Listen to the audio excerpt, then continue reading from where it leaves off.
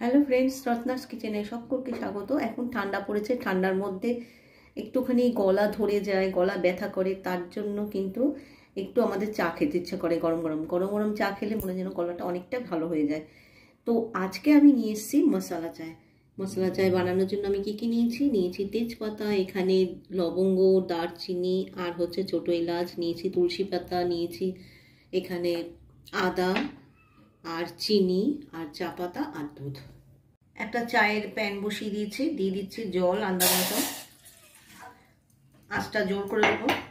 দিয়ে আমি তেজপাতা দিয়ে দেবো আদা। আদাটা একটু একটু ফুটলে একটু রসটা বেরোয় আর গন্ধটা বেশ খেতে ভালো হয়। দিয়ে দিলাম আদা, এটা জলটা একটু ফুটে নেবে। আদাটা মোটামুটি গরম হয়ে গেছে, জল অনেকটাই গরম হয়ে গেছে। দিয়ে দিচ্ছি এখানে লবঙ্গ, দারচিনি আর ছোটো এলাচ, আর দিয়ে দিচ্ছি আন্দাজ মতন চিনি। চিনি এতটা লাগবে না, আমি একটু বেশি করেই নিয়েছি।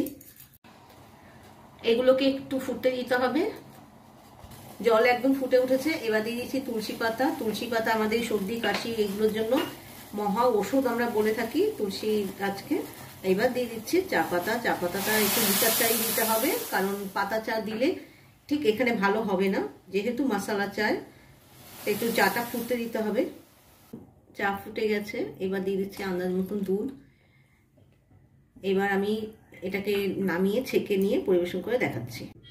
কেমন লাগলো এই চায়ের রেসিপি? যদি ভালো লেগে থাকে অবশ্যই একবার ট্রাই করবেন, আর ভালো লাগলে রেসিপিটা সকলের সঙ্গে শেয়ার করে দেবেন, আর ভালো লাগলে অবশ্যই লাইক করবেন। আর যারা সাবস্ক্রাইব করছেন না, প্লিজ সাবস্ক্রাইব করে আমার পাশে থাকবেন। বাই।